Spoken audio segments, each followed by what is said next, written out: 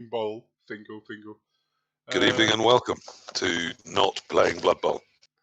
I think we'll just talk. I think we'll just keep the spreadsheet. I'm linked to the spreadsheet as well, and if I keep remembering that, so people can look themselves if they want to look people up. And if we can, I think we can drop into the teams. If you take, when I got the balls, you take a look.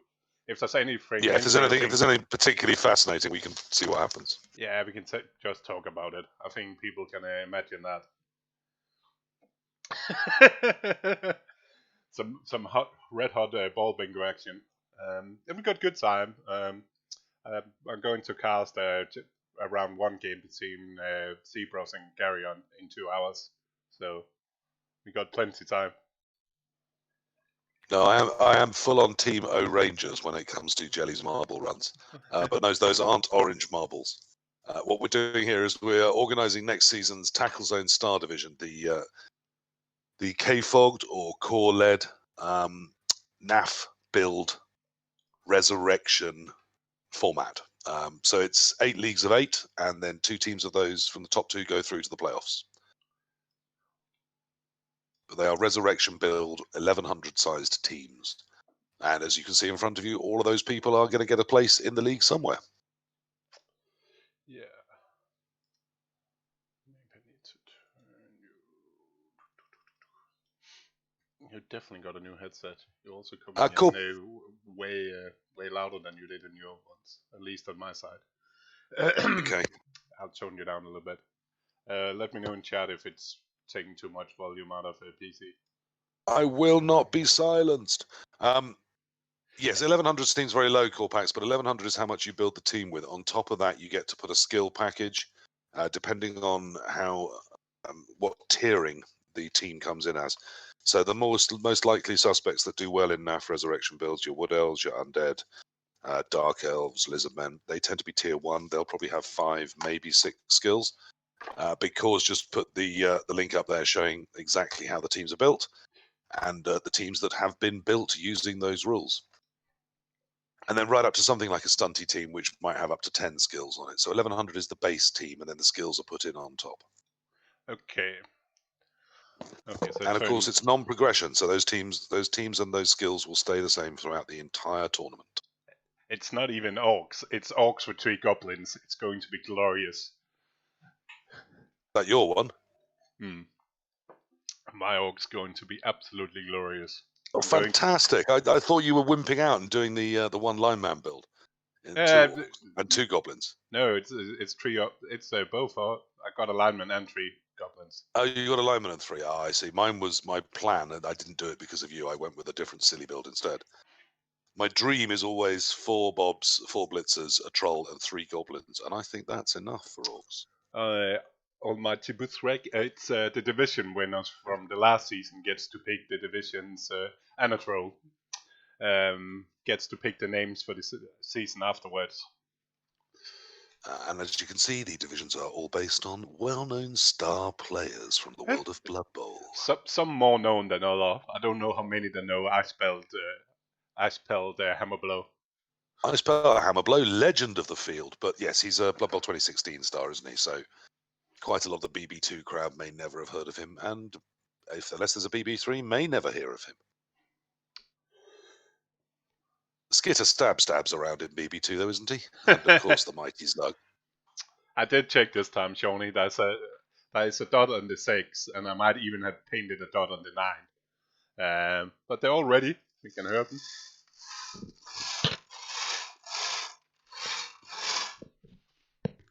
Here we go. Make it rain. Let's get going. Let's get the first the first action. So are we putting 1 down in each league first, or are we filling a league? Nah, we're doing 1-1-1. Okay, we got a tradition by now, so we sticking to tradition. So the first one, let's get over on my spreadsheet. So number 9 team is Gary Coleman. Gary Coleman with a 76, 1 die piece, but both here 76. With some cheeky high elves. Some cheeky high elves. There's a lot of elves around this season, isn't there? Yeah, I think was it 18? which is quite a lot. There's also quite some chaos. It seems like Chaos Dwarf winning has exploded some extra Chaos Dwarfs into the field. That's a 12-man elf team with 2 rerolls, no apothecary,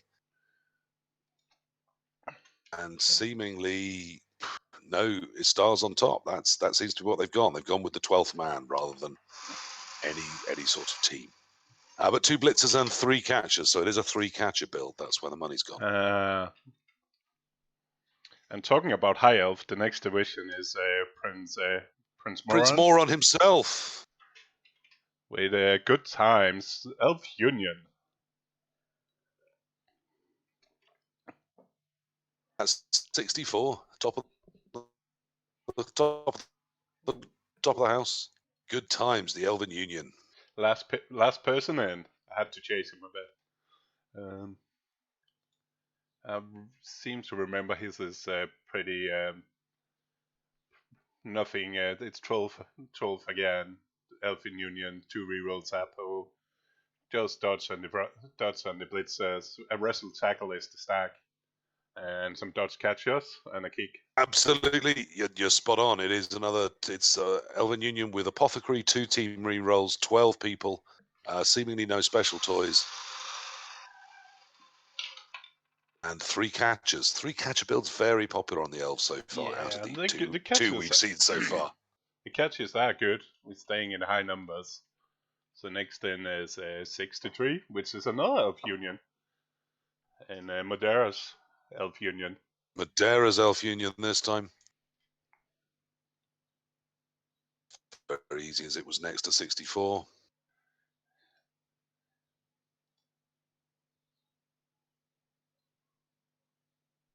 I do believe that's Star Pebble, isn't it? That's an 11-man Elven Union team with 1 reroll and no apothecary. So presumably there's got to be a star on there. Yeah, it's in. If you look in rows 3, that's the inducement's been written down in 3. Ah, I see.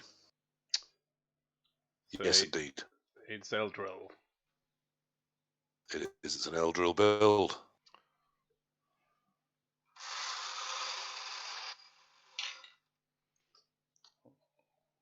So,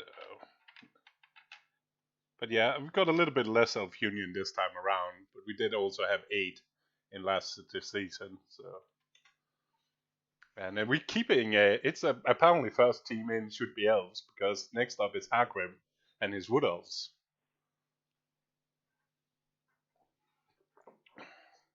In 33.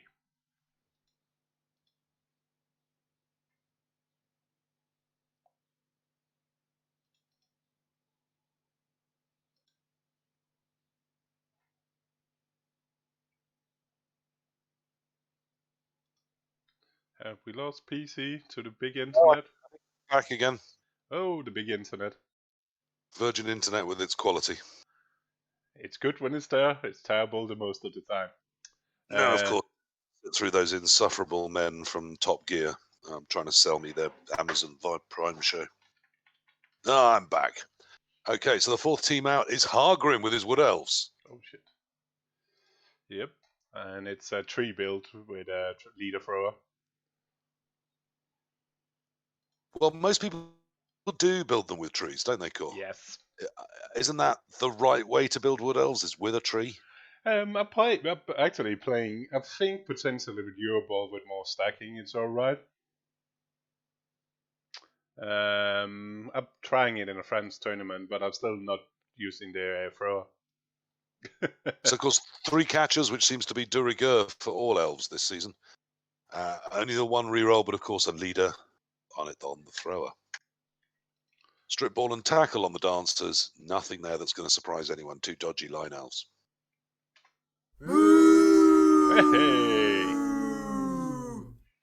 Got the sound. The bot is up and running. So let's keep going. Let's keep the balls flowing. Okay, so who's first into Skitter Stab? I can barely contain my excitement. Speeding bullets. It's 57. It's the speeding bullet Khemri. I think a heavy amount of irony there in some of the naming. And it's definitely not a elf, so we are switching away from the elves into.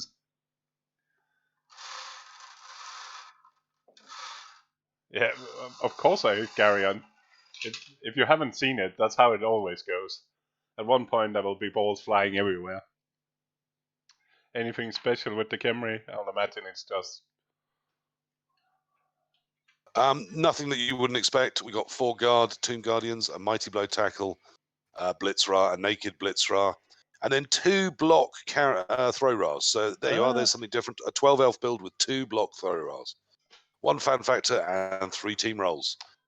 So fairly standard for Khemri under this sort of build, except instead of the perhaps the 13th skeleton going with a second throw Ra, but of course they come without even thick skull, so throwing the block on it to keep it safe. But it does mean there isn't the usual 5th guard on the second Blitzra. Yeah, and you can jump down to Anton Lunau and in Team 42 for looking at some more Khemris, because he's next up. So Anton Lunau with his Khemri, excitingly titled TSD3 Khemri. Some thought's really gone in there. And here we do have the 13 skeleton build with only the 1 throw Ra. But instead of some slight differences here, we've got 3 guard Tomb Guardians. 1's gone with Mighty Blow, a Mighty Blow Tackle Blitzra, a Mighty Blow Blitzra, and then obviously block on the throw Ra, and 3 rerolls, and that rounds out your 1100. So very much damage focused there. He can afford to throw the fouls in with 13, obviously, a bench of 2. 3 mighty blows across the team, which is he's clearly looking to get the damage done.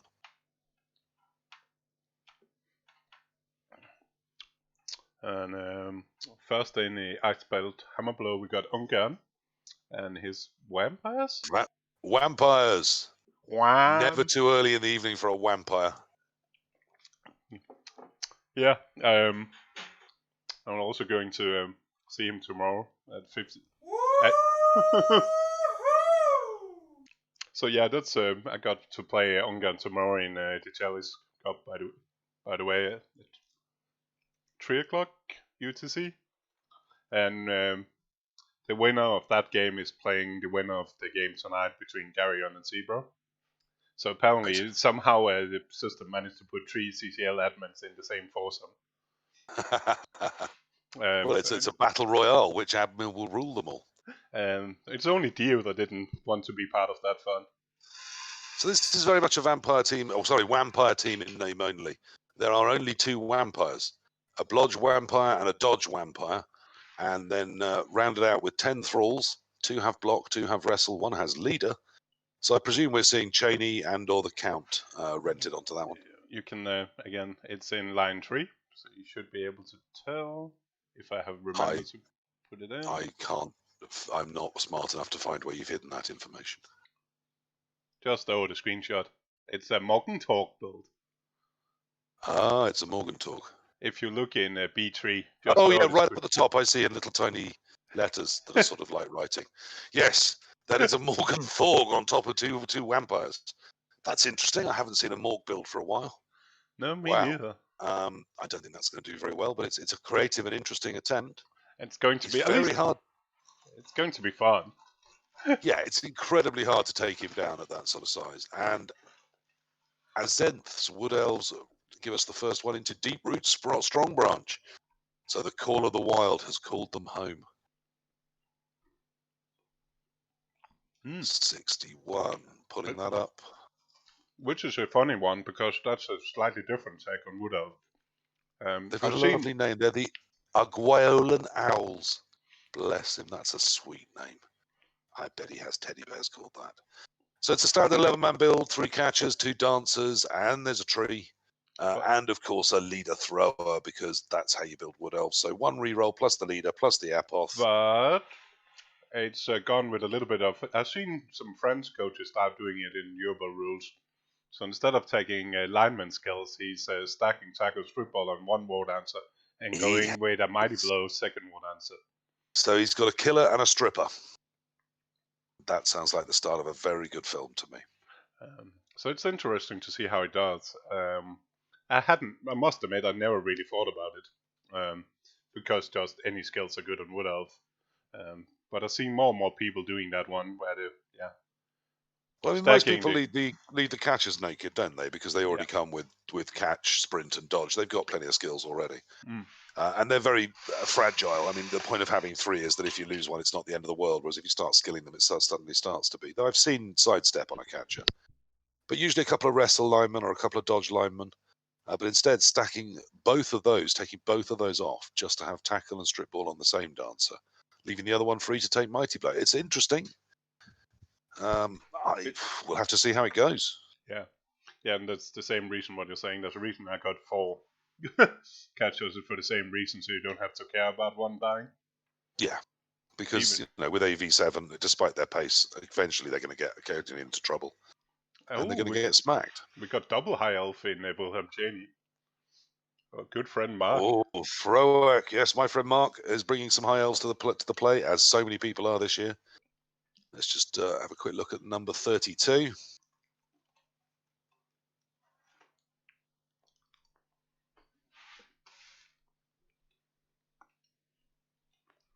And it is another 12 elf build with 2 rerolls and an apothecary, a single fan factor point, and obviously some blodge blitzers, 3 dodge linemen, and 2 catchers, 1 blodge and 1 block.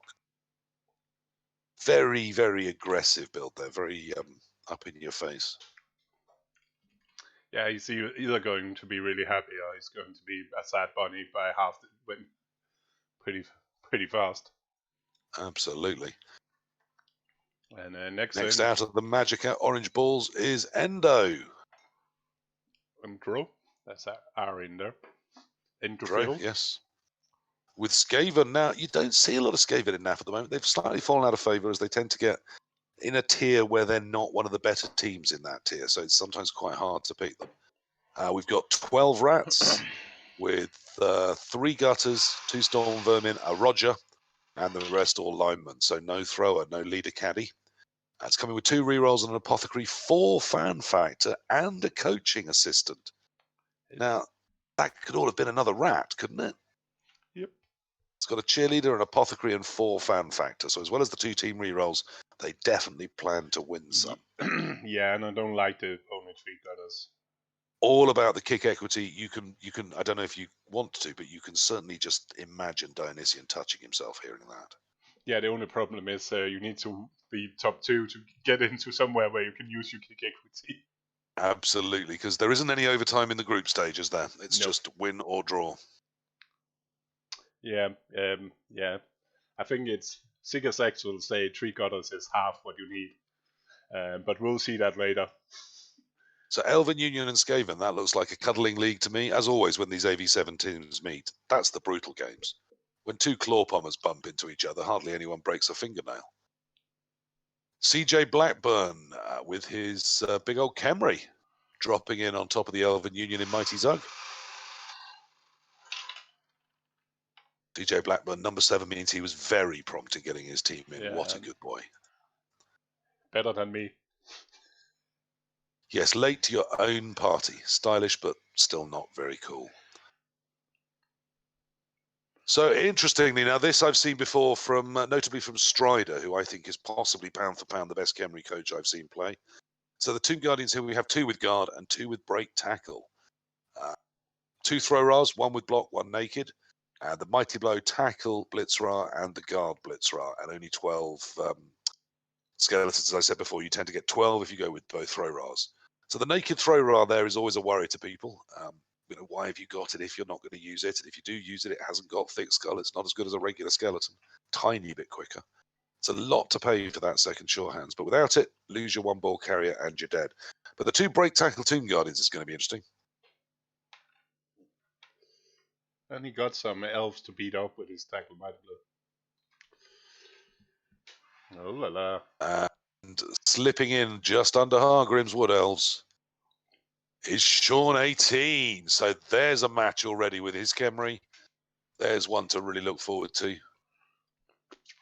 And it seems like the Khemris want to get out of the bag quick. Yes, they say, we're here, we're Khemri, feel our bones. So has Sean managed to surprise us? No, he's gone with I would suggest, the absolute bog standard build. So he's got the 4 Tomb Guardians with Guard. He's got his Blitzras, one with Mighty Blow Tackle and the other one with Guard. And then he's got his single block Throw Ra and a 13 skeleton build. So obviously 3 team rerolls and no fat on that whatsoever. Everything is on the pitch apart from the 2 skeletons on the bench. So nothing surprising from Sean there. Perhaps where the meta says Khemri is best. Varying from that is interesting, but it doesn't tend to be what the top international teams do, mate.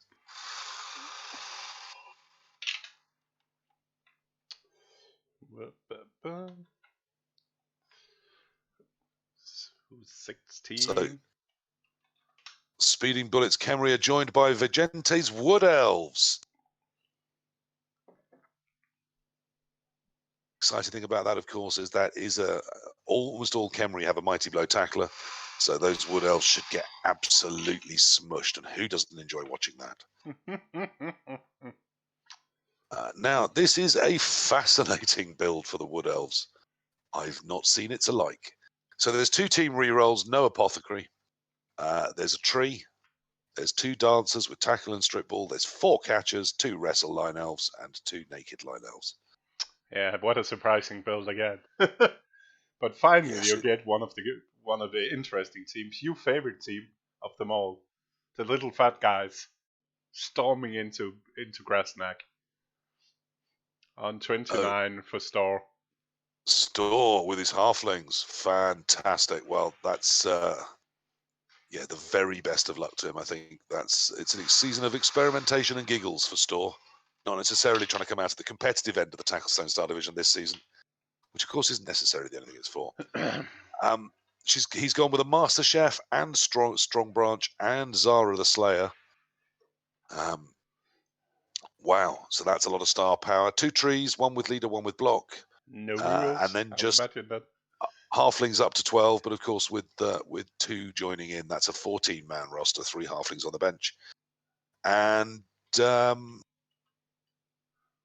there's a halfling with diving tackle. And that seems to be it. Oh, Yeah. no, and 2 with sure feet. Yes, 2 with sure feet, 1 with diving tackle. A lot of the halflings has used their money to buy stuff instead of skills. Yeah, so no Apothecary, no team rerolls. G's going to take your rerolls. He's coming for your rerolls with his chef. But if the chef doesn't work, it's going to be brutal and very quick games for Store this season. Okay, and Bazakistine drops in with he's only human after all. He's only human after all. Don't put your vampires on him. Drops into the Ice Pelt Hammerblow division on top of Ungum's Vampires. Just have a quick look at the Baza Boys, number 50. I think he's gone with my US bag open build, which will be Naked Ogre and the Guard Catcher. You are absolutely right that the Ogre is naked. There's a Blitzer with Tackle and Mighty Blow, 3 Guard Blitzers, a Naked Thrower, and a Guard Catcher. And humans, 2 catchers, 4 linemen, so 12-man build, 3 rerolls, and an Apothecary. That's a nice looking build. There's some aggression in that. There's some control in that. I do like it. I don't like humans, but that build is alright. And of course, with Blood Bowl 2 just deciding that catchers can have an extra point of armor, why not? Guard on a catcher does make a lot of sense. Yeah. AV8 means even if it gets smacked because it's strength 2, there's a good chance it gets back up again. And fitting for Silsage just popping up in chat. Second ago, his Chaos Dwarves are in with the Wood Elves. With the Wood Elves. Well, let's just put all the Chaos Dwarves and all the Wood Elves in one great league together, and the rest of us just don't have to play either. That would be perfect. So what's he's gone with the Bulls? I guess that's the question. It's the question everyone wants to know, isn't it? So he's gone 3 guards and a Mighty Blow on the Chaos Dwarf blockers, 2 naked, 4 hobgoblins, of course, 3 rerolls and an Apothecary. Hasn't been tempted by the Minotaur.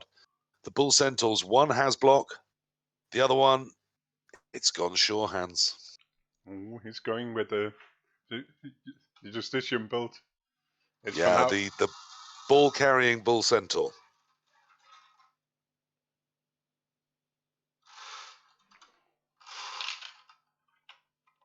What do you do with your bulls? One of the few questions perhaps not settled in the current slightly stagnant meta. So who's joining the High Elves up in Willem Cheney? Can we find an elf more? Can we find an elf more? It's 59. Is Defferdan's undead? Defferdan's undead. Coming in near top of the shop with 59. Now, undead, of course, a brutally efficient team in NAF build. There's no inducements on this. There's 2 naked mummies, which seems to be the current way a lot of people build them. 2 guard whites, a block, a wrestle, and a sure hands ghoul. So ghouls, they number 3. And then, of course, zombies filling up to a 13-man roster. But he's sneaked a little skeleton in there towards the end. So he has got that 1 move 5, perhaps to do some fouling, or perhaps in case he comes up against a claw, he'll think the thick skull is worth it. And 2 fan factor, 3 team rerolls on those undead. And Joe Mangi's Lizards join Group 2 with Good Time and Endro. So we've got Lizardmen, Skaven, and Elven Useless in there. Joe Mangi, the very first person to do his homework. Well done, Joe Mangi. Your mother is proud of you. He also had a whole season to do it, right? From not playing. Yeah, he's been waiting a long time to come play at this party. Yeah, he was supposed to play last season, but then he moved house and had to wait a bit around to make sure internet. Controversially, of course, with his huge 5 skills, of course it's 6 Sauruses, a Crocs, and 4 Skinks, because otherwise the world would be mad. On top of that, there's a coaching assistant, an apothecary, and 3 team rerolls. He's gone 4 block and 1 Tacklesaurus. Oh, he's gone with the Tacklesaurus. He has gone with the Tacklesaurus. You're a lover of tackle in NAF style, aren't you, Core? He might be quite pleased with his group so far. So Wolfbark joins CJ Blackburn and Madara in the Mighty Zug. Wolfbark bringing some Dark Elves this time. Another of the power teams in NAF format. Any runners? How many? I'm just pulling them up. We're looking at 2 Witch Elves, 3 Blitzers, no runner. So 3 Dodge Blitzers, a Wrestle Witch, a Block Witch, 2 rerolls, an Apothecary, 1 fan factor. There's your 1100. Jobs are good. Yeah, that's what 2 Witch build. Yeah, I'm a fan of not taking the runner when you only have 5 skills. I like that. Yeah, I tried a little bit of Dark Elf tabletop coaching and noted Blood Bowl Thinker Arrested Development advised me to take 2 Wrestle Witches. Shan't be doing that again.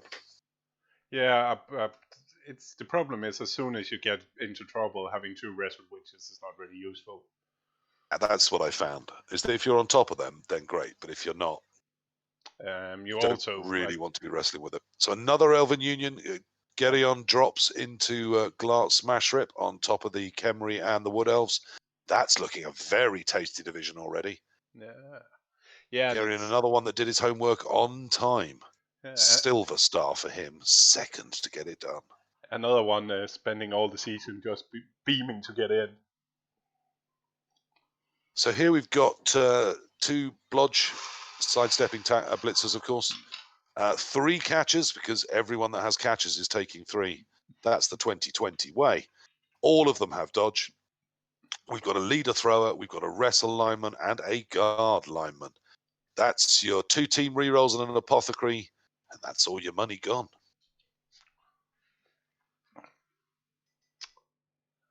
And then back to Skidder Stap. Some noob called Purple Chest has dropped his High Elves into there, together with the Wood Elves and the Khemri. A completely we don't need to worry about. Yeah, we don't need to worry about that build. It's got some elves on it. I decided I wanted to coach High Elves, simple as that. So I've built some High Elves. I don't remember actually. There's a couple of blitzers, some catchers, some other elves. 2 blitzers, both blodge, 3 catchers, because everyone has 3 catchers. 1 guard, 1 dodge, 1 wrestle.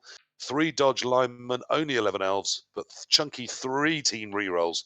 I'm thinking about kicks already. An apothecary and 1 fan factor round out Purple Chest's High Elf build. Notably, I showed it to very, very impressive NAF-style build Justicium. He took one look at my build and went, no, that's too difficult, and then built High Elves a completely different way. Made me feel good.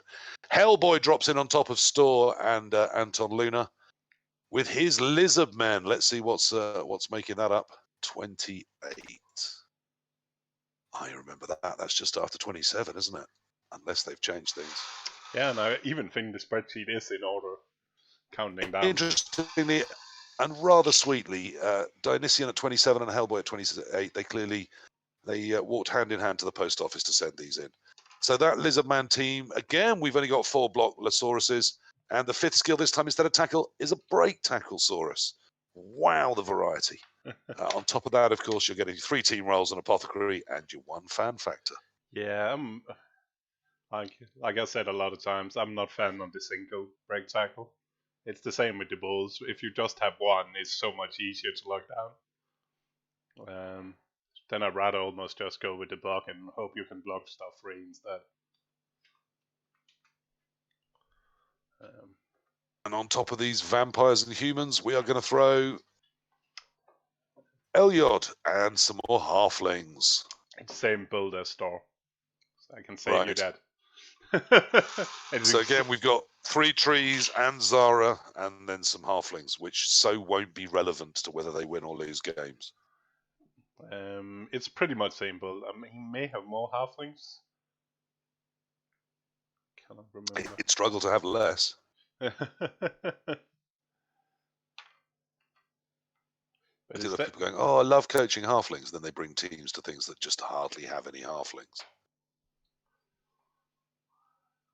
The Esken, Zara, Deep Root, and the Halfling Master Chef. No, there is a 14-man roster. Yeah, I felt so. 2 trees and just loads of halflings. No one's got any skills apart from a block tree and a leader tree. Other than that, it's just halflings. Knee deep in damned little halflings. I prefer that build, I have to say. If you're going to go with halflings, have a gazillion of them and just foul everything to pieces. Yeah, don't like. There's not many skills. Now, last really season's champion has just come popping out of your balls. Corin, if you spotted that, your balls have literally exploded with Jerome. Justicium there, landing firmly in Deep Root Strong Branch. This time he's gone with a high elf build. Now, I do say he was inspired by mine in that he looked at mine and went, no, I'm not doing that. So he built a build as anti-mine as he could possibly build it. Justicium, of course, very well known on Fumble for his NAF wins, where he gets a lot done in NAF tournaments. He's gone with a Prince Moron build. On top of that, he's got 2 Blodge Blitzers, a Wrestle, Dodge, Leader, and Block linemen, 2 Naked Catchers, and 11 Elves before Prince Moron. There is no rerolls, no Apothecary, nothing. So it's 11 Elves and Moron. And he thought mine was risky. Wow. I'd love to see how that's going to do. I suspect incredibly well because Justicium's a fantastic coach. Now, some other noob called Big Core has dropped in on the first group, of course. So you've liked the way that was looking. Decided you put yourself in this time, have you? Yeah. 2 high elves and undead. Nothing that dangerous. Having some good friends. It should be good fun. Defadan plays in the water bowl, and of course, no Trorak as well. And of course, an orc build you stole off me and then made more rubbish. Of course. By adding a line orc in. It just didn't need it. It didn't need a line orc. I'll need something to foul with, right? I cannot foul with Lean into the genius of goblins. So instead of an apothecary, you went with a lineman. So yes, it's got a troll. It's got 4 black orcs, 2 with block, 2 with guard. Very, very standard there. It's got a guard blitzer, and I believe that's a frenzy blitzer. It is. You dirty, dirty man. And then on top of that, it's got a lineman and fully three goblins. So a bench of 2. 3 rerolls, no apothecary, no fan factor, no tricks, no whistles. You're going to push things off the edge and then you're going to foul them, aren't you? You naughty man. I needed, if I want to lean into the goblins, I might as well take frenzy so you can try some cheeky dodgy. Yep. Yeah, I mean, that's what I was thinking about goblins, is they're so much quicker than Mr. Throw and the line duffuses on orcs. And the stun And they team. can do cool things. Yeah, I'm upgraded from the bicycle to the tricycle. So into Prince Moron's League drops number 43. It's 20 Phoenix with Underworld. Another newcomer to the league, but definitely not newcomer to Blood Bowl. If you play tabletop, you will know 20 Phoenix. At least if you play in the UK. Part of Team Rails, where they deal. Absolutely.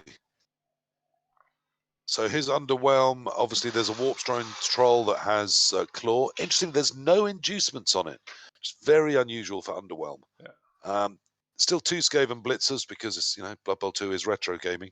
One with Claw Mighty Blow, one with just Tackle. A Skaven Thrower that's coming with 2 Skaven Throwers, both with block. And then there's a Strip Ball Goblin and Wrestle on both of the Skaven linemen. It's a very interesting build. There's only 12 of them. They've got 3 team rerolls. There's a lot of damage potential there with the Claw Mighty Blow and the Claw Troll. But something about it just doesn't look quite as dangerous as other Underworld teams I've seen in the past. No, but it's a chance to try it, to go more conventionally. Yeah, not everyone's trying to win the Tacklestone Star Division. Sometimes it's about practicing a race or trying something out. Now, into Mighty Zug has dropped Anubis 2406. I don't know that, but that's another Elven Union team. So already CJ's looking at the basher amongst all the pretty flower boys. And he loves elves. It's 3 elves and 1 Khemri team. Has Anubis managed to do anything creative with his pro elves? Or is it just an Eldril build that everyone goes, oh, you're...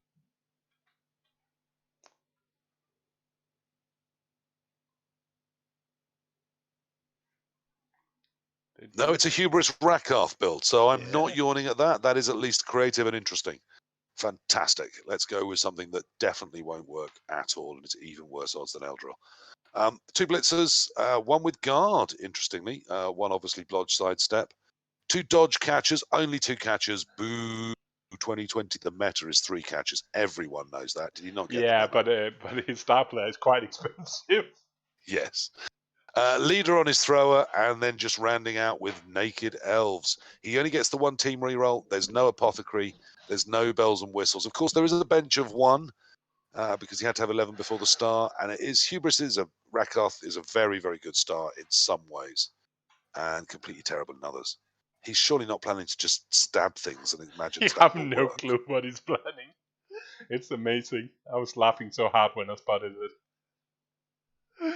And Il Tempo Gigante's Lizardmen have joined in with Hargrim, Sean 18 and Geryon. That's looking a very powerful group in some ways. Yeah, Tempo Gigante has been in the playoff the 2 first season with Wood Elves both times, so he switched completely. Yeah, no, he's a very decent coach. I have come across him. And not in that way. Clear your filthy minds.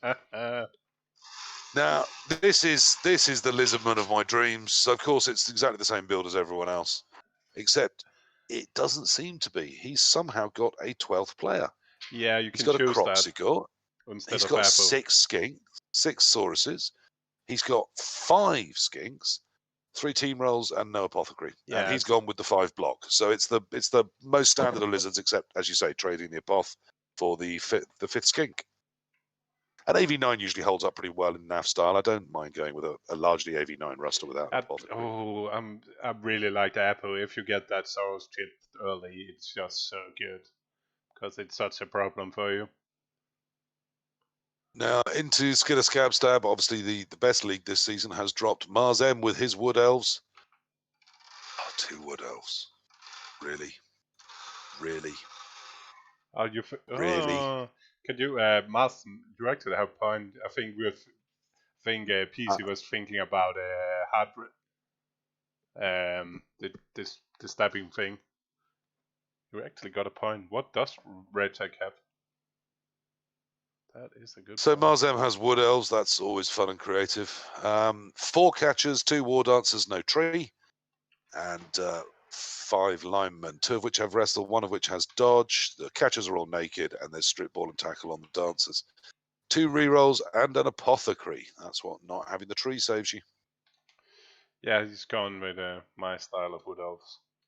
I really like those. It's, as we've said before, it's something about it. Do what your team does well. Don't try and make up for what it doesn't do well, because they're never going to be able to bash things around. The tree is an inconvenience to teams at best. But mobility, speed, the ability to move like water, that's what Wood Elves do incredibly well. So I'll be interested to see how that one goes, because I'll be facing it. That'll be fun then. What does Red take? Where is he? Hubris Rakoth. No, of course I was thinking of Hardrook. What's his name? Rashnak.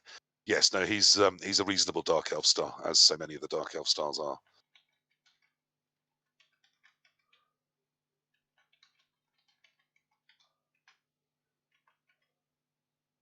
Yeah, we got Hard Ripper, which is not Hubris. It's the 7448. Yeah. Well, I mean that's a decent star, but it's very expensive. Like, I mean, some of the newer Dark Elf stars are just as effective and are just that little bit cheaper.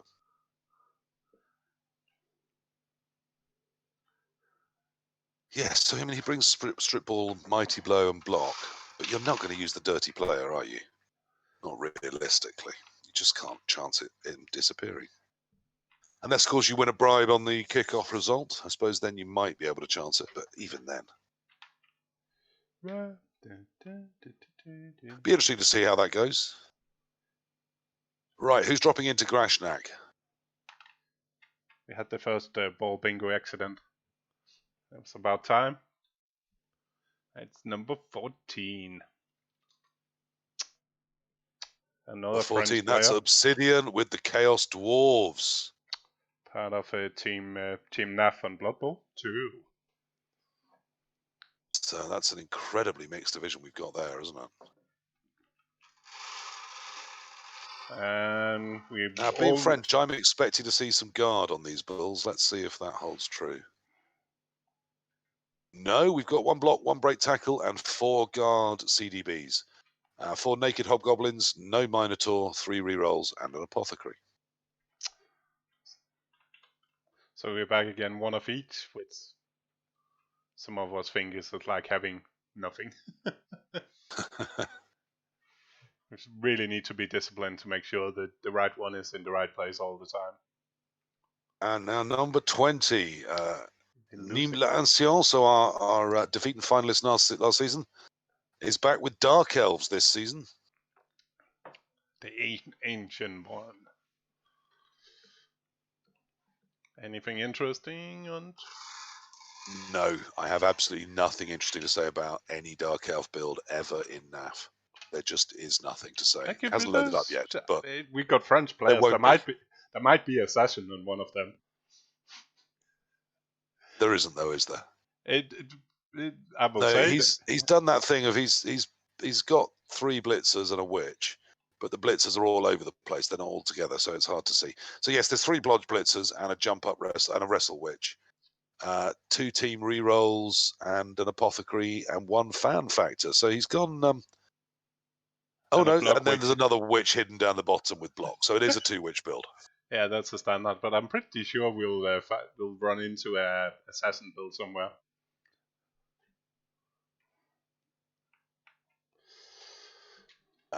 We hit the halfway point with the 4th team into Deep Root. With some Bretonians. Dear, I feel sorry for them. I coached Bretonians last season to see how they'd do without Broken Galante. But that's my answer really is mixed not division. Very well. That's a mixed division as well, though. No. 35. Let's see how he's built them. There is always the Dolfar option. He's not as good, but he does give you something. No inducements. He's gone with all 4 blitzers, 2 blodged up, 1 with sure hands, 1 with frenzy. Only 2 guards on the blockers. 1 with tackle as well as wrestle, and 1 naked with wrestle. And then lots and lots of peasants. There are 14 men on this build. Oof. Only 2 rerolls and no apothecary. I think we're going to see some peasant stamping on people here. Yes, I think so. You don't bring 14 if you just plan to all stand around in a circle jerk. You plan to kick people in their faces. Siggy Kanigi, I'm going to say that as, who knows. With humans in 24 is our 5th team into Wilhelm Chaney. So he says changed out the vampires.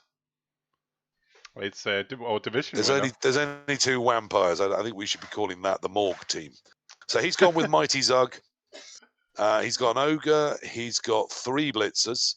2 of the Blitzers have guard. 1 has Mighty Blow tackle. The Ogre has block. He has a thrower with leader. He has a naked catcher and 5 naked linemen.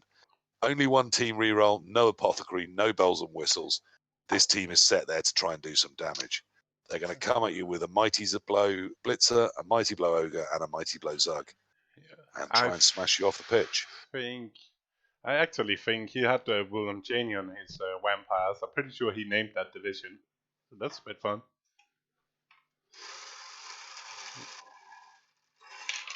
Oop.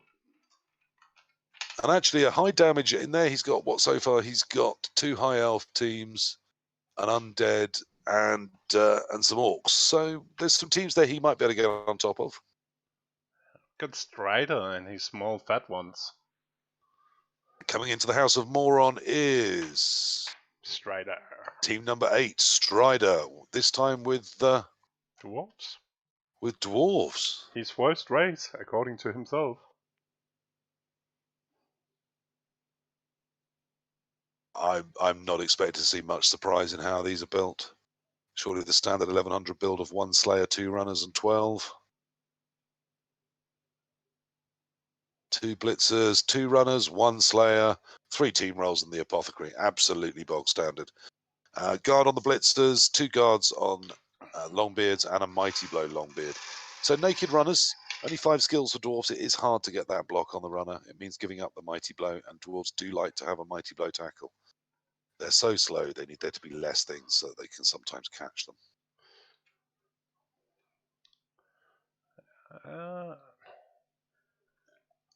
And Mighty Zug gains number 25. Ever with another Bretonian team. Yeah. I have a sneaky. Is he's Spanish as well, like Madeira, I think. So I think we got double Spanish going on there.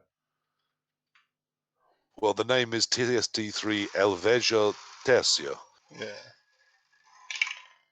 So if he's not Spanish, he's just trying to confuse us with his naming. Again, 2 rerolls, no apothecary, no bells and whistles. This time the 4 blockers all with guard on top of their wrestle, which is a slightly more standard build for Bretonians. 4 blitzers, 1 with leader, 1 with sure hands, 1 with tackle. No blodgers on the leaders, which is interesting. They get blodge on normals. So quite often you see some blodge blitzers. And again, a 14-man build, so lots and lots of peasants to lay the boot in.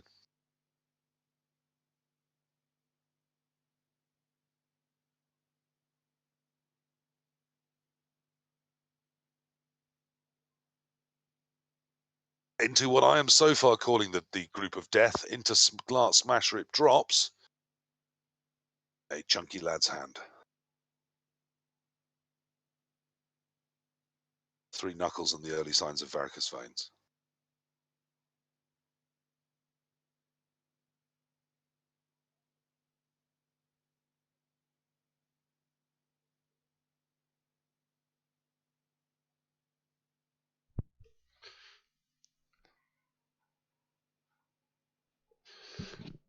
Dum-da-dum.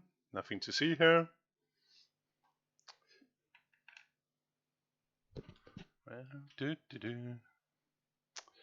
And we got number 40 into Glad Smash Rip Jr. Number 40, which is Eldarin's Undead. Oh, that's a tough loot group to be dropping into already. I don't know Eldarin, but I feel for him.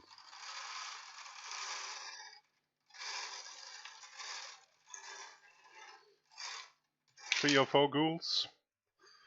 That is the question. Is it? You don't think we're suddenly going to see like 8 skeletons and 2 mummies and that'll be it? No, of course not. So there's 2 naked mummies, there's 2 guard whites, there are 3 ghouls, 2 wrestle, 1 block. No sure hands on the build. It's all zombies, 13 man, 3 rerolls, 1 fan factor, 1 coach, 1 necromancer, which they get, of course, for free. I was about to say, that's my dome build. So presumably you carry on the Blodge Ghoul. Yeah.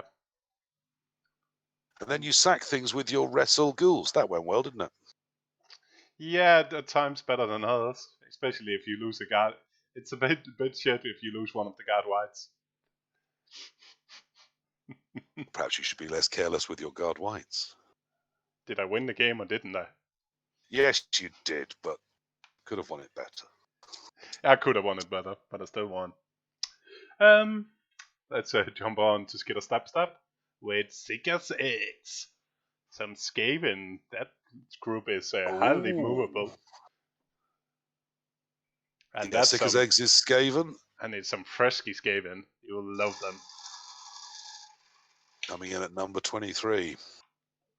I never love Skaven. You need to wipe the entire wait a second, at least this is different. So it's Skitter and Hackflem. Has he gone with the 4 gutters? Yeah, he's 6 gone gutters. Yes, he has. So he's got Skitter, Scab, Hackflem, Scuttle, Spike. There are no rerolls, no apothecary. There is 1 fan factor. The Storm Vermins, 1 has Mighty Blow, 1 has Guard. There are 4 naked gutter runners. There's a thrower with Leader to give him 1 reroll, and there's Wrestle on 1 line rat. 4, 5, 6, 7, 8, 9, 10, 11. So it's an 11 rat build before Skitter and Hackflem. But Skitter and Hackflem are going to have to get all the work done. It's a very low strength team, very low on damage output, very, very maneuverable. Fascinating. Let's see how that goes. And Flicky Flax Orcs are dropping into Grashnak Blackhoof, I notice. Yes. So that's might be the most bashy of all the divisions so far. It's certainly looking very strength-based. So nothing special on the inducements here. We've got a Troll, we've got 2 block and 2 guard Black Orcs. That's nice to see. A guard Blitzer and a tackle Blitzer. And then again, he's gone with a lineman and 3 goblins. Mr. Throne not getting a lot of love from the Orcs. That's because he's terrible. Terrible, terrible piece. And we got Nikolai and his Dark Elves coming up next. So that's dropping in on top of humans, halflings, another set of dark elves, and some vampires. There's not a lot of bash in Icebelt. Icebelt Hammer. Well, yes, they have got Morg. So Morg's going to have a lot of smashing up to do in this league. And you got Bassa's Tackle Mighty Blow build. It's probably not too unhappy. It's going to do well on top of this. So Triple Skull, very, very well-known NAF style coach. Here we've got 4 blitzers, 3 with dodge. We've got a leader runner, which I know you love to see, and only the 1 witch elf with wrestle. There is, of course, 1 apothecary and 2 team rerolls. So by the time that leader kicks in, it's a 3 reroll build. 11 elves. Yeah, the 4 blitzer. So he's gone a little bit different, testing some stuff out. I'm pretty sure Nikolai is going to play Dark Elf at Euroball when we get around to that time. So he's definitely using the different tournaments to try out different stuff to see where he wants to end up. Makes perfect sense. One of the lovely things about something like TakleZone Style Division, because it's not about promotion and relegation. You can try something one season. If it doesn't work, just change, try something else. You can be super competitive one season and then just try a fun build and see what happens the next season. Yeah. Where we got the France tournament, then the GOPS, where it's like a league structure and stuff like that, where you risk getting relegated if you play something fun. So another set of Orcs. Oriolensis' Orcs have dropped into Deeproot Strong Branch. If we're going to see anything there to surprise us. 49. Yeah, it's a bit slow. A thrower would be a nice surprise to see an actual Orc thrower picked by anyone. And hooray, there is an Orc thrower on this roster. So we've got blitzers, 4 of them, of course, 2 with tackle, 1 with guard. We've got 4 black Orcs, 3 of them with block, and the other 1 naked. We have a Mr. Throw, we have a lineman, a troll, and a goblin, all of them naked as the day they're born. That comes with 2 rerolls and an apothecary, and 2 fan factor on top of all of that.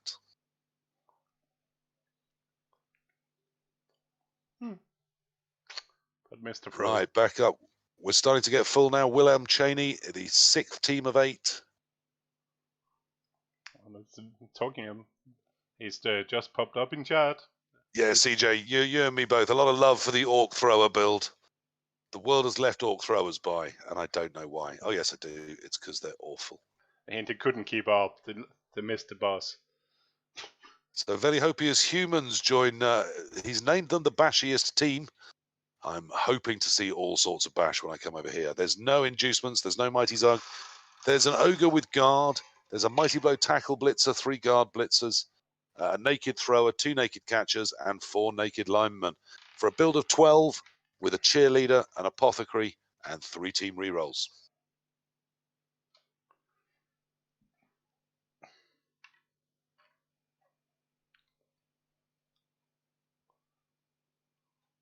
It's 2 high elves, 2 humans, orcs, and undead in that league so far. Yeah, it's a good mix. It's an old school mix. It is very. I was just thinking that it's very old worldy, isn't it? Nothing new and fancy there.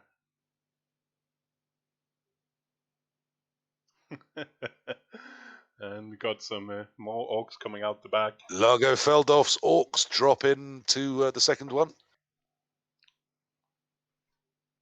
For here, 17. 17.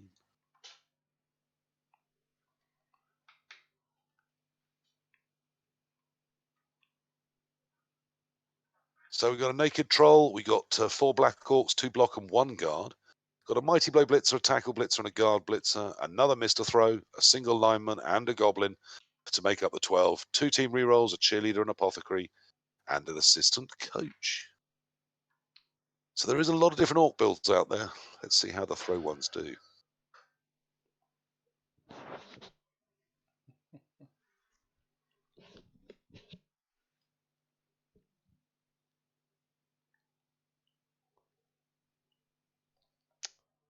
And we got the last halflings coming out from Mighty Zug. And I'm pretty sure that's a different take on halflings compared to Storer and Elliot. The fact that we've got 3 halflings is frankly unforgivable. Yeah, that's no goblins, no ogres. Don't understand. I should have brought goblins, obviously. So Imber Aurus with number 53 coming in with his halfling attempt at a build. I always think people coaching halflings are showing off, aren't they, frankly? So he's gone with Morgan Thorg and the halfling master chef. So it's another Morg build. He's got 2 Treemans, 1 with block, 1 with break tackle. He's got a halfling with both sprint and sure feet. Yes, he's built himself a catcher. And another halfling with kickoff return of all things. Total of 14 halflings before Morg joins the team. So plenty of little boots to kick into people's faces. It comes with only 1 team reroll of its own, but of course it has a chef. There's a cheerleader, no apothecary. I hate it.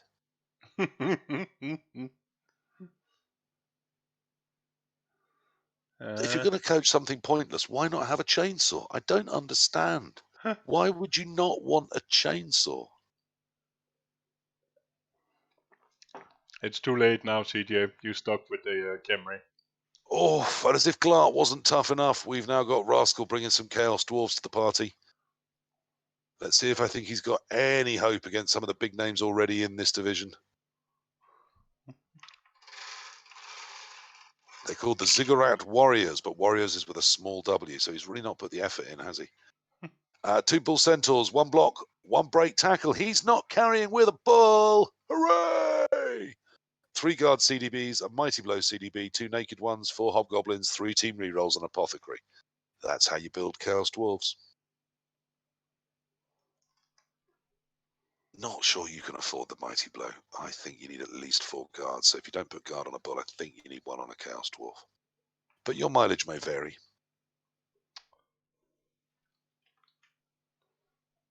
Ooh la la. DM Lord.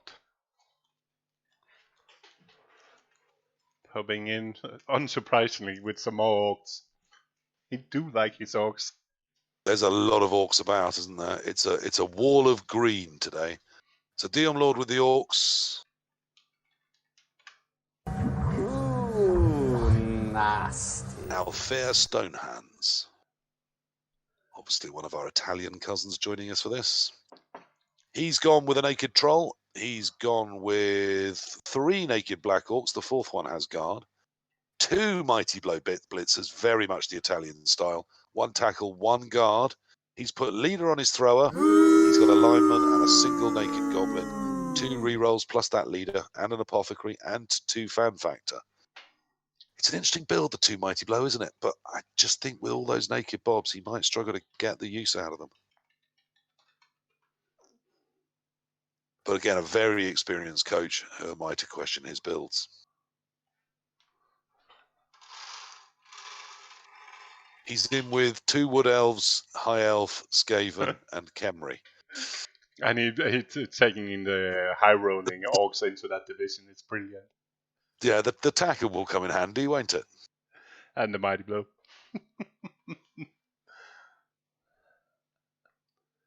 There's 3 naked bobs, Aurelensis, 3 of them we can share. There's naked bobs for everyone. Oh la la. Got some more breads into another mixed bags division with no elves. Yeah, this one is beautifully mixed, isn't it? We've got Bretonnians, Orcs, Chaos Dwarves, Lizards, Halflings, and Khemri. None of those filthy elves. No filthy elves at all.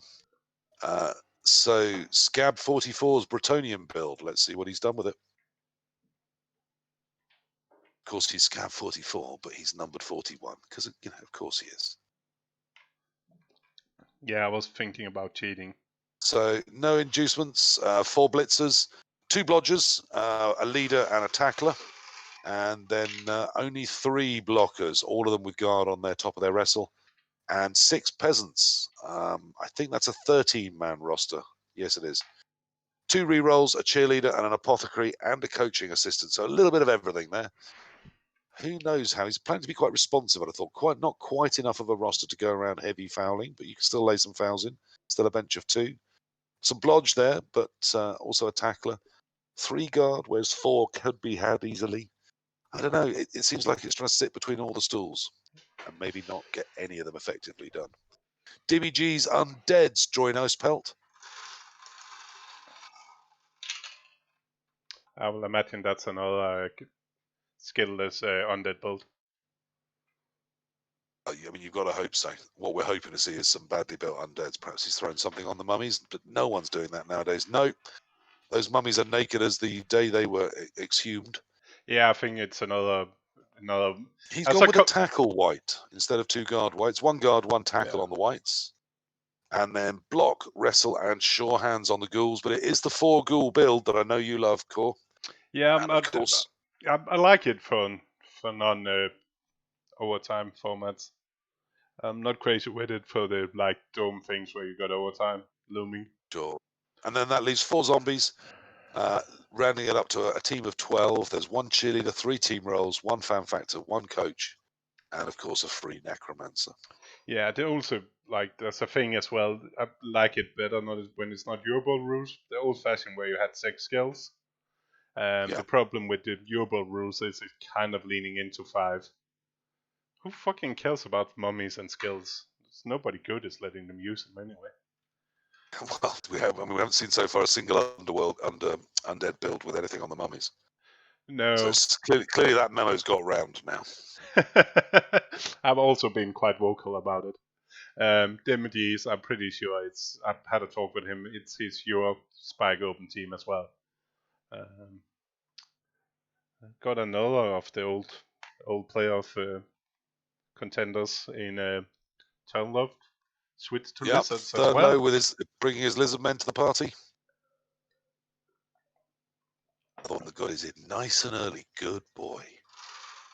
Everyone loves someone that finishes nice and quick. I'm sure your partner's told you that. So here we're looking at a Croxigor, naked as the day it was born. 5 Bloxauruses. This is your Yawn build. And only 4 skinks. So the apothecary's there on top of 3 rerolls. 11-man lizards, as box standard as they come. And talking about lizards, we got one more. Vanilla still tastes nice. So next up is another. So Trom Stundes lizards. almost finishing chain. You've got one more to drop in there. I'm not sure I've got the heart to check these, but I will. Just for form. Just to see if there's anything new anyone's doing with the Lizard team. Come on, surprise me. Yeah, of course, there is in 2016 Bud Bowl. They had Chameleon Skinks released, and everyone went, and went back to doing exactly what they were doing before. Yeah, it's I don't know. Got a bold bingo accident. Yeah, that's all right. I'm not managing to load this Lizard team up at the moment. For some reason, my oh, here it comes. And back to Virgin. And was it worth it? No, it's absolutely bog standard. 5 Bloxauruses.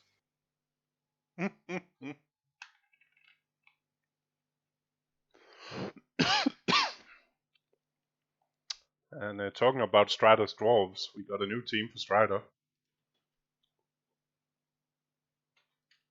We got some Chaos Dwarves for the Dwarves. Ooh. That is a very, very mixed division, Prince Moron. And as always, the question we are going into Eelm's Chaos Dwarf Let's Rock and Roll Baby build to find out is what's he done with his bulls, or has someone gone with a Minotaur? Is anyone going to show the Minotaurs some love? No, of course not. It's two bull centaurs, 3 guards and mighty blow on the Chaos Dwarf blockers, naked hobgoblins, 3 team rerolls and apothecary, and the bulls have gone with block and sure hands. More sure hands. I'm not sure what's good. Clearly, people haven't got the memo about sure hands bulls yet. Justician won TSD with a sure hands bull last season. But he hated it. Thus proving it's the greatest build ever. He keeps saying how much he hated it. Yeah, I'm not sure people saw that. They just saw him win. And Dio has done the same, for fuck's sake. In his dome. His dome he has. Yeah, I don't love that build personally, but there we are. Dragon Loop is bringing his Necro. Is that our first Necro out? Yes. I don't think there is that many Necros. Is that more than that? I think it's our only Necro.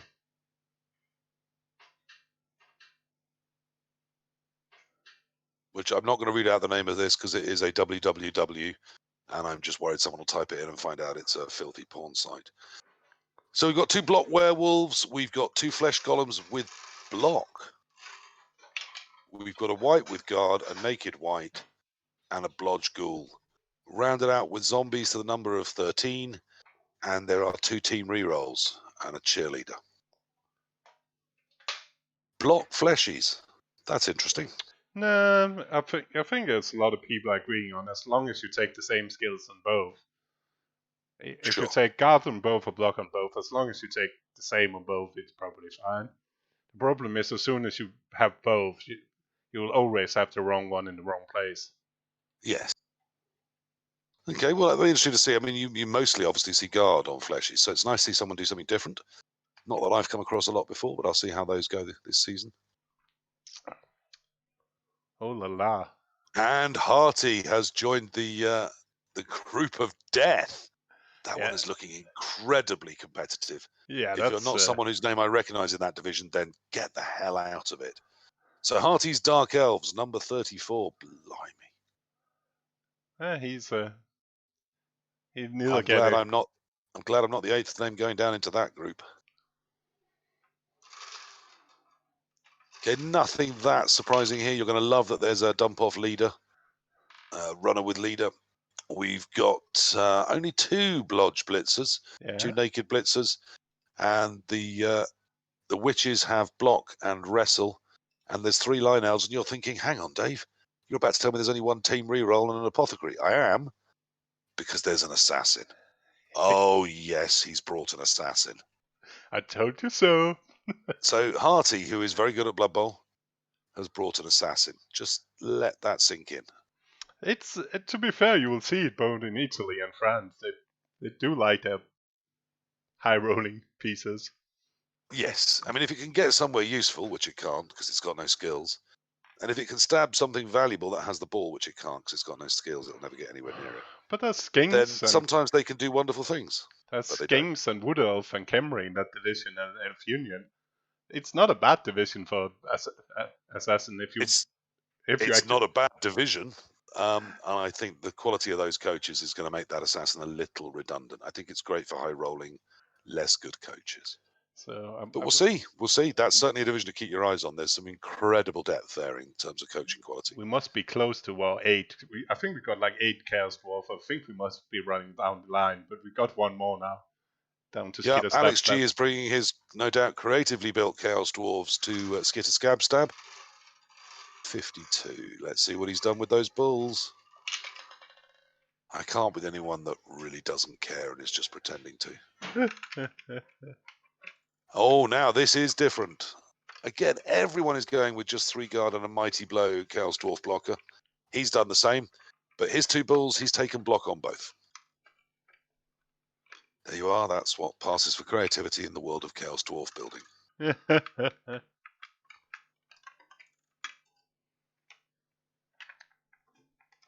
Ah, shit. You just know that any minute now, Core's just going to lean on that tray in the wrong way, and all those balls are going everywhere. We got balls everywhere. The balls are gone. They're fine. There are no more balls. The balls are a lie. We've got the best balls. Oh, it had to happen. It's slaughter. The balls are out, yes. The balls are out. Oh, shit. The balls everywhere. Prior to this, we were such a slick, professional-looking operation. Now we look like amateurs, Core. Oh, well.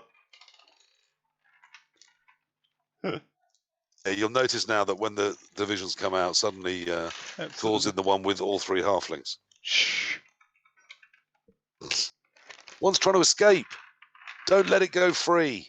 At least we got most of the divisions. The slick operation is done. Are you certain this couldn't be handled electronically? It could, but that'll not be fun. That'll kind of ruin the whole idea. This is part of the show. I think we should get someone like Joe Wicks to come and do the draw. I think that's the future of TSD. Actually, he's probably too big a celebrity to do just anything, isn't he? Someone like Giles Brandreth, someone that will turn up to the opening of an envelope if you give him. So not this less. We still got chucks from into Grasnak, some humans. Are you now going to try and find every single ball and put them back in the right places? Nope. Because I'm not sure I'm going to live that long. No, I'll put them back in the back. But yeah, we still got the last balls in the cage, so we should be good. Okay, so let's play with what balls you've got left. We got Chalk and his humans. So there's a ball escaping. We can all see it. I wonder if you can. No, that's the ball. It's Chug's humans have dropped into Grashnak Blackhoof. Sorry, I'll get back to doing my job. Chug's humans, let's be excited by this. It's bound to be a thrilling and creative build that he hasn't just stolen off a greater mind that's built it for him.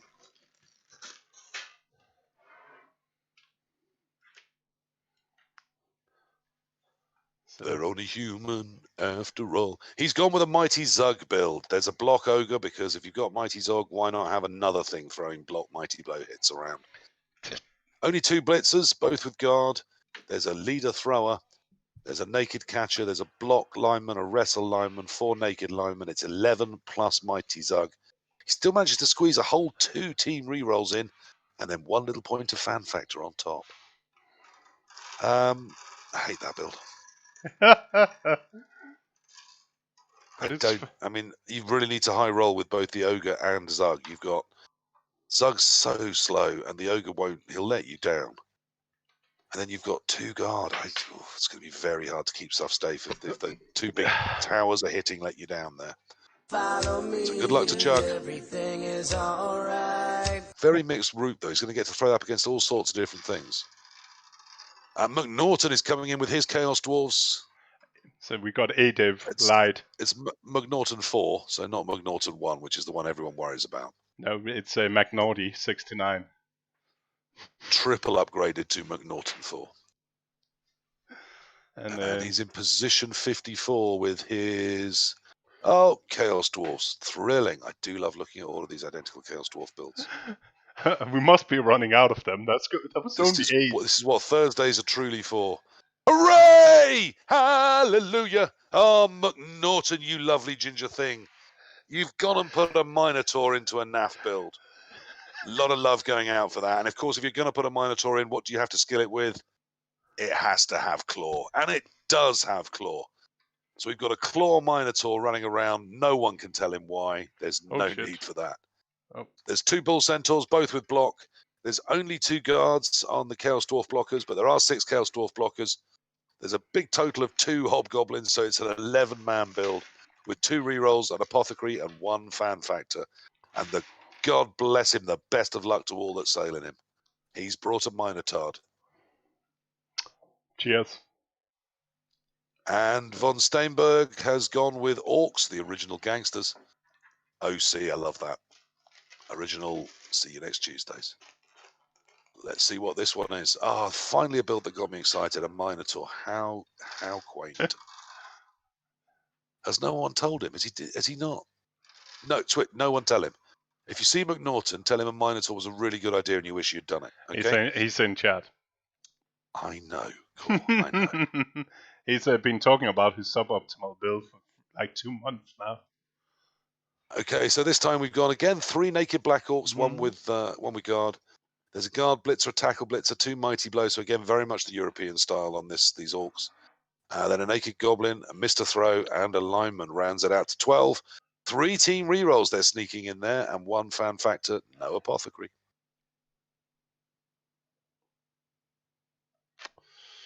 And you can get your excitement up for 37 pole and some more orcs. Some more orcs. Oh God, it's a good job I'm being paid for. Oh, hang on, I'm not. Right, some more orcs. Pole rounds out our first full division. These orcs are. He has built them really, really ordinarily.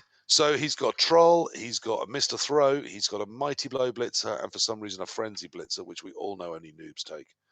And 4 guard black orcs, 2 linemen, 3 rerolls. It's a very traditional build, that, apart from the frenzy. And even then, with the 4 guards, you do often see a frenzy blitzer. You've got enough guard to probably support it. But of course, any orc build without goblins is not doing it the 2020 way. Seabrawl rounds out our second group with bringing his undead. There's just not much you can do with undead. They just don't get a lot of space to put the variety in. Tends to be on how many ghouls you're bringing. And have you been stupid and skilled your mummies?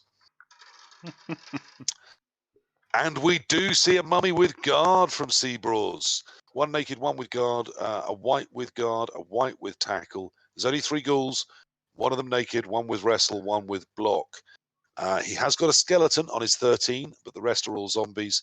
Comes with 3 rerolls, 2 team fan factor. So it's a 3 ghoul build. And again, the ball handling done by the blodge ghoul, most likely. Guard on a mummy. It's not very hip, but perhaps he's going to get it done in ways other people just can't. And CJ gets some more wood elves. The Mighty Zug group is finished with Wood Elves.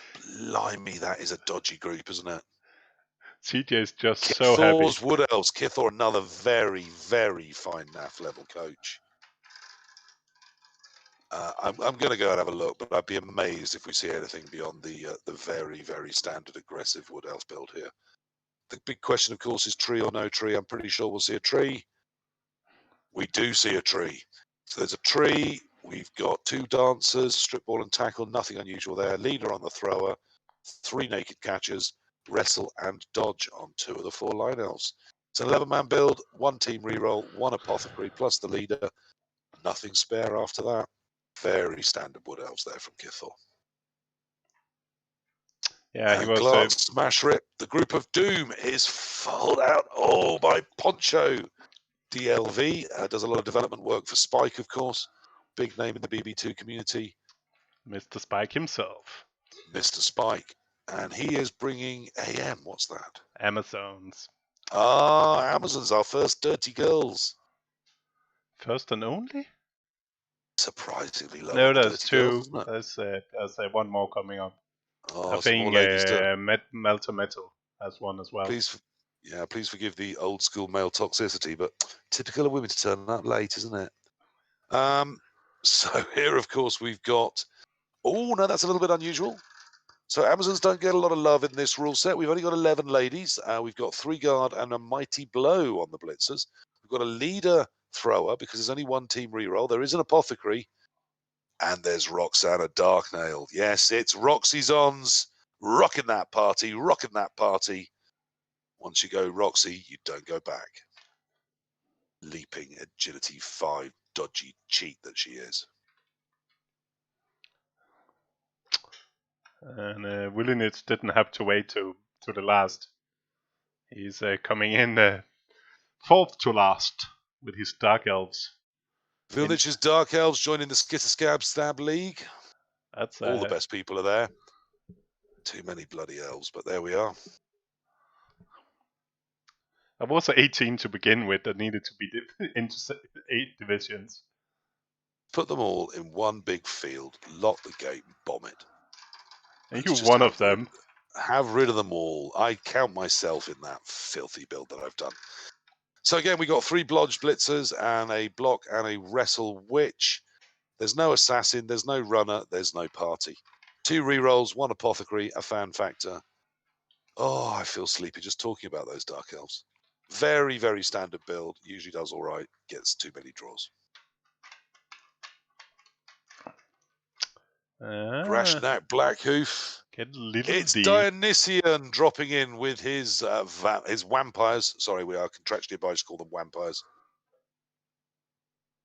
Now, these were interesting and quite aggressively played in the Dome. A couple of games they've done incredibly well with a sort of all-action, right-at-you style. One game where they were kicking. They lost 2 on the very first turn, and from there never really got an offense rolling against the defense. So this time we do see some actual vampires on the team, notably 4 of them. 1 Blodger, 2 Dodge, and 1 Pro. There's 14 in total, so lots and lots of thralls. And some skilled thralls, 2 with Wrestle, 1 with Leader, and 1 with Kick.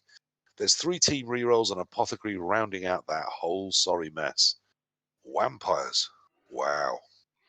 Yeah, there's a fun part with that group is as well. Yeah, half the division is hanging out on Dio's Discord quite a lot. With Dio himself, Chucks, Flicky Flag, and Hellboy. It's all kind of some of the more active people on Dio's Discord. That's quite hilarious. Absolutely. We should keep running score for that division of cult versus non-cult. It's a funny division. As it's 4 and 4 going in. Let's see which of the 2 schools come out on top. Right, 2 places left to go. In Ice Pelt goes. It's we got the It's harder to get the balls. Something the Minotaur can rip to pieces. Oh, I finally got a quarter ball. At the moment, that Minotaur has nothing to hit.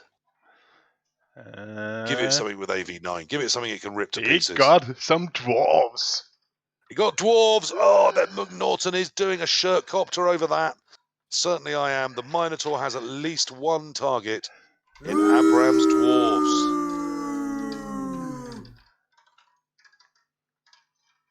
Number 18. Again, dwarves, very easy to build. Most people know how it's done in NAF. Let's see if he's obeyed the sort of accepted wisdom, or has he gone creative? I'd love to see a death roller on this, and I do! Oh my God, I need to say things like that more often because then they come true. Sometimes the world is nice to you if you're nice enough to the world. It's a death roller dwarf build. Who's not going to love that? We've got a big old death roller. No bribe, no inducements, 2 team rerolls, 1 fan factor. There's a troll slayer. There's a couple of runners. There's a couple of blitzers. And there was much rejoicing. There's 12 of them, including the death roller. There's some guard. Who cares? There's a death roller. There's 2 guards on the blitzers. There's a guard on one of the beards. There's block on the runner. There's leader on the other runner because he's only got 2 rerolls. And there's a death roller. Hooray! So Death Roller versus Minotaur. Who doesn't want to see that game? I do. It'll be brief. Brief and bloody. Cow versus tractor. The classic Cow farmers. versus tractor, yeah. The classic farmers showdown. And that, of course, puts our last Amazons. We've been waiting for them with Malta Metal and his ladies drop in and finish off Deepwood Strong Branch. Let's have a look at those. Number 12, we're coming in with, is another Roxy build? It is another Roxy build. So both the Amazons are rocking the Roxy. We've got 4 blitzers, all with guard. We've got a thrower with leader and a naked catcher. 5 ladies on top, making them up to 11 before Roxy. 2 rerolls and no fat for anything else. I like that build. I think that's the build I took to the London Grand Tournament and got my only NAF win with. Yeah, it has the same problem. It's great for NAF as long as you don't play overtime format.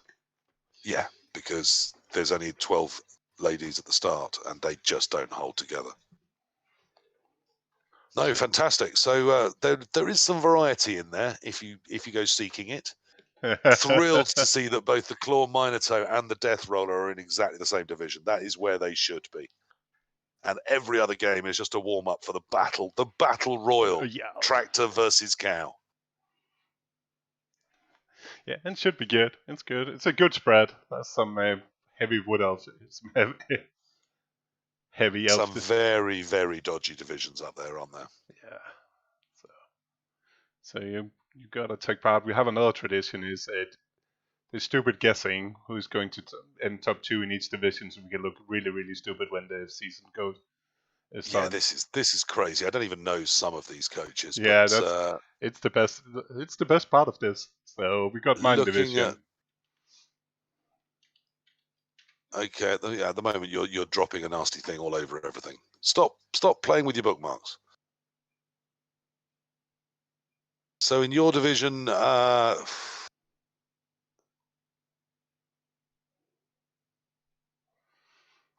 like the look of Difadan's Undead. Yeah, I like Willie's humans. And Willie's really good. That's a lie. You hate humans. Yeah, but I like Willie playing humans. There's nothing there that's leaping out to me as an easy will dominate because I mean I think you're a decent coach, but you've got orcs, and my team is pretty silly. They're still orcs at the end of the day. And Yeah, orcs are just very, very limited. They're so much slower than people realise. Though, of course, you've got some goblins, so that takes care of that. Yeah, it's not built to win the division either. It's Yeah, no, I'm with you. I think Difadan and Velihopia, I think that's not bad as a shout. I think if Froic runs, gets his high elves rolling right, that could work still. Yeah. And of course, lizards are very strong, but I don't know Tramstunde very well. So it's Norwegian. We played that team in the Euros Pag Open in BB2.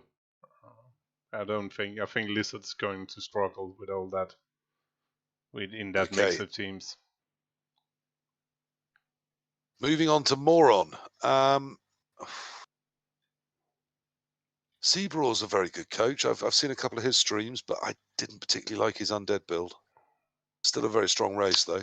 It's Difadan is a tabletop player. He plays in Waterball, my local tabletop league. Plays some international tournaments. He's not playing CCL or anything, so you will not know him. No, he's very much here for the NAF, so he might struggle a bit with the user interface, but he's very good at NAF style.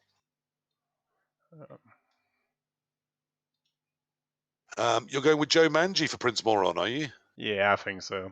He knows the interface. He's good. He does. He knows Blood Bowl. And upcoming at the new, he's in the next Blitz pit, I noticed. Yeah, that's interesting. Which would be interesting to see. I think he might struggle with the interface for 1 minute, but we'll see. Okay, I mean, I would normally throw Strider's name out there. I think he's an incredible NAF coach. But with dwarves, I'm not so sure. And remember, draws are not really that useful in a division looking for wins. Willie, I did say he knows the interface, but I'm not sure he knows the interface enough for playing 1 minute turns. without No, that would be struggling. my concern for him in the blitz pit. But we'll see. And he's normally not the fastest player to begin with. I did have a quick chat pointing out with him that my very first blitz pit I won, and hence that was the bar he had to jump over. Okay, if you're going with Joe Manji, I'm not going to go with Strider. I'm going to throw in... Good time? No, I think Seabraw's undead. Seabraw's undead. Let's take Seabraw's. I can buy that. Good time. I do think that was a nice build, and I don't know the coach, but it's strong against the rest of the teams it's facing. But I want to go with Seabraw's. I think he's an up-and-comer and a very, very talented coach. I think he'll be doing well. All right, Mighty Zug. Ooh. I do rate Kithor. I think he's a very good coach. Yeah, the problem with Kiefer is if he has the time to actually play proper. Yes. Is he putting any focus in, or is he just, turning up to mess about and play a bit of Blood Bowl? I mean, Wolf Bark is another name that leaps out, isn't it? But CJ Blackburn's very talented too. Yeah. The old Camry. I think Seaport's Camry is going to be fun. I think either he's going to struggle in the bottom of the division or he's going to be in the top. Like, I don't think he's middling in the middle. Either he's going to be fucked around by the elves or he's going to trash elves. I don't think there's any middle ground for that team in this division. It's every game's going to be so similar for him. I just can't see them getting result after result against that many elves. Kiefer and Wolflag. Okay. I'm not seeing a problem with that. Though Dragonloop's a decent coach too. Yeah, but I think Necro is going to struggle mightily as well in that combination. Yes, the amount of elves there, isn't it? It's going to be tough for them. Right, good. The best of luck to you with Glart Smasher It. I'm going to let you go first to do some picking. I'm going to shut the hell up. Because my goodness, this one looks tricky. I think I need to find my side ammo for that. Boom, boom, boom, boom, boom, boom, boom, boom. I mean, obviously, we can discount Hargrim. He sneaked into the playoffs last time. I'm not sure he's going to do that again. Only because you and I let him. Yeah, silly us. I mean, Shawnee he's a cracking coach. Yeah. Again, Camry really going to get the results against that many different, some of those very powerful teams. He struggled last season a bit. So he's gone back to the Camry. I think he's a great coach. I think it'd be really good for his game if he practices more NAF style. It does change a little how you think about other forms of it too. I think Elmatin, that's why he stayed in. Yeah. Like Crucifer has chickened out a bit after having a terrible season. I mean, Garian's a decent coach too, of course. As we said, Il Tempo Gigante has had some great results in NAF style and in the TSD particularly. Poncho's very decent, very well-known coach. Harty, I'm excited to see him coach. He's, one of the best of the French, and I think all French people coach Blood Bowl brilliantly. So yeah, I don't know how much. I don't know Harty how much experience he has yet in the client. That kind of takes me off a bit. I just can't see Rascal getting it done. I just don't think CD have the right tools to unpick all of those other teams, I'm afraid. You could tell me anything there and I might agree with you. I think Shawnee and the extra experience, I think he's sneaking through with those Camry. Okay. And Il Tempo Gigante, maybe? Although, again, a Lizard's really going to get it done against Wood Elves and Dark Elves. I mean, Hargrim's a very good coach. So's Harty. I don't know. But it's an Amazon build in a new client.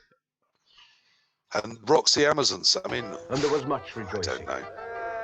I think Poncho could do something with Roxy Amazons. They can be filthy. That's true. There's only one Chaos Dwarves there. There's no dwarves. Let's go with a Hail Mary. Let's be fun. Let's take punches. Poncho and Sean, yeah. Like I said, I'd agree with just about anything on that one. Let's be a little bit edgy here. Cannot just go safe picks. Skitter Scab Stab. Well, no, I'm just here to have fun this year. I didn't build thinking it would be competitive. I just want to try High Elves at NAF without wasting an actual real weekend doing it. DM Lord, I mean, he's a very good coach. He really knows what he's doing with Orcs, as you said. But it is that very hyper-aggressive, two mighty blow Italian style. I think it's the right division for it. He's got a couple of Wood Elves to try and smack down, hasn't he? And the High Elves. And the High Elves, yeah, my Catchers, and of course the Hobgoblins on the Chaos Dwarves. There's plenty of things there that can get hit, and the Skeletons on the Khemri. Yeah, okay, I'll go with DM Lord. Perhaps Mars M's Woodies. Hard to see one of the Woodies not getting on a decent roll. Yeah. I think I'll go Vegentis. I'll go with those two. I think those two look good to me. So which of the Wood Elves are you with me with the Vegentis Wood Elf or the Mars Wood Elf? I don't know the coaches well enough to split them. Okay. I think one of those two, so I'll leave it to you. Just because you rolled a 6 to win in a Blitz Pit against me. Now, in Grashnak, normally, seeing the name of Store in any division, I'd say, well, Store's one of the winners then. But he's got halflings, so that can't be true. Yeah. And then we got... I got Hellboy. I do kind of like... I don't like Hellboy's one break tackle, but I do like Lizard in this division overall. Yes, I mean, I kind of agree. I think if you're having one non-block, I'd be tempted by a tackle to try and keep the elves off your skinks, but probably 5 block is the way to go, isn't it? And just use them in pairs. Yeah. All right, Hellboy, and I mean, we've got to go with Dionysian, haven't we? Because he's got 3 people there that were going to lie down and let him win. Yeah, but we already picked one of them. So that's not going to work.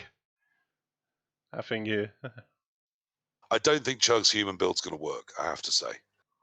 I don't think any Bretonian build is going to be that competitive. I don't like the halflings.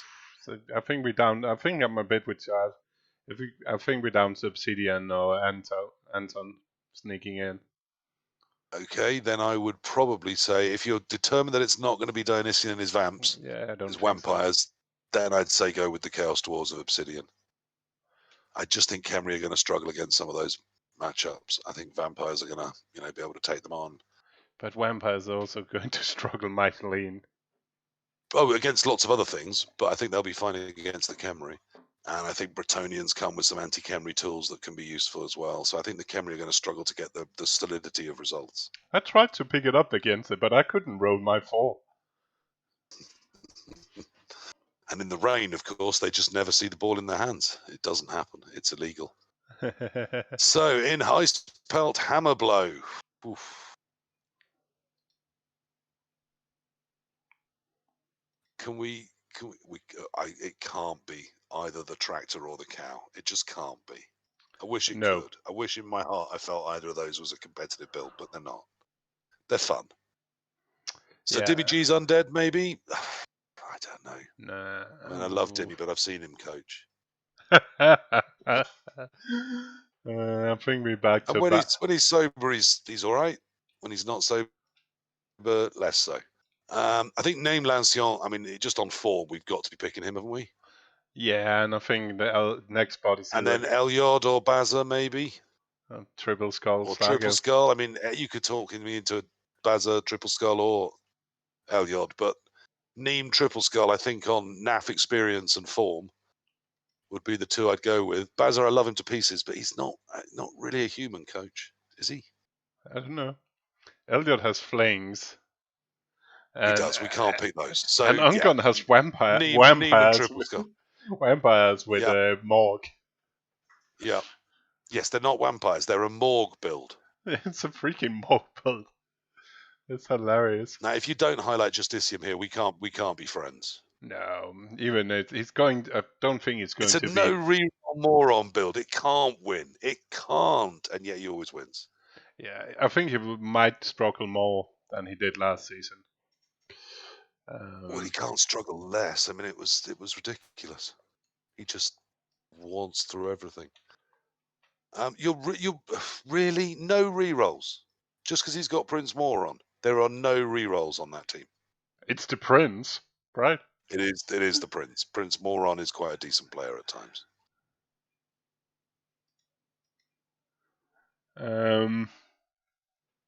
I don't know. I actually have no clue, to be honest.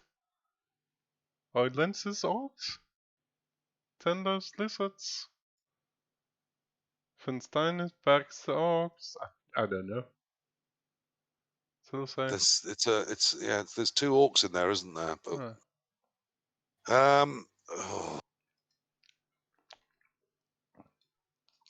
and Roxy Zons, which can do everything, but can they do it 6 games running in this sort of competition? Yeah, I don't mind that. Lizards and orcs. I hate to back against Justicium. I don't think he's going to qualify, but you keep highlighting him. Let's go with the orcs and lizards. You've gone with Bretonians. Yes, I was going to say not the Bretonians. No. None of us believe Bretonians are going through. Orcs and lizards. There we are. I can live with that. That sounds more reasonable to me. There is one underworld, Dimmy G. There was an underwhelm somewhere.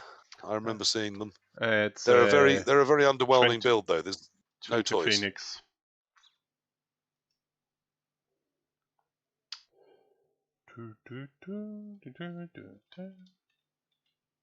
Yes, there they are. 20 Phoenix in Prince Moron.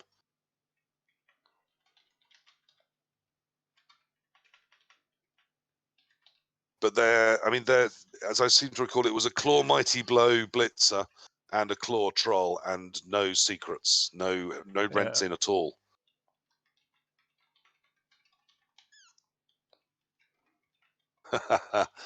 Well, Dimmy, I quite like your odds, so prove me wrong. Let's get those undead over the line. I think you've got a division you can do it in. There is some quality in there. But there's also 2 just comedy teams. You've got the Dwarves with the Death Roller, and you've got Chaos Dwarves with a Minotaur. So if you lose to either of those, that's definitely memeable.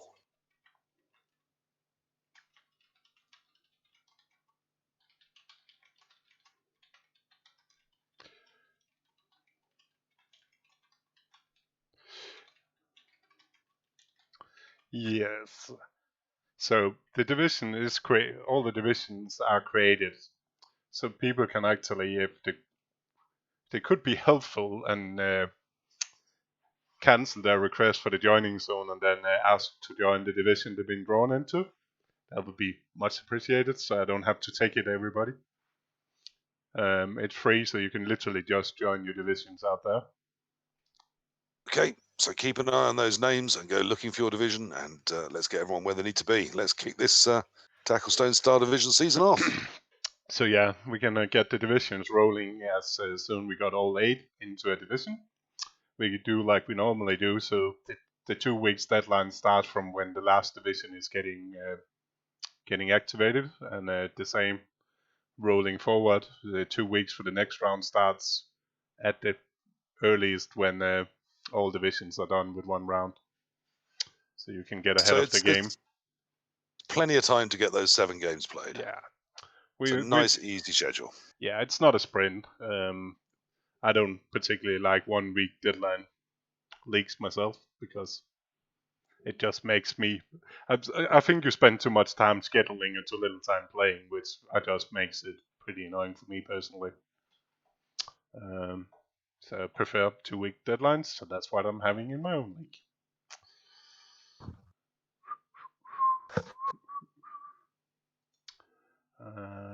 Let's turn off the bingo cam. Mm-hmm. Boom, boom, boom.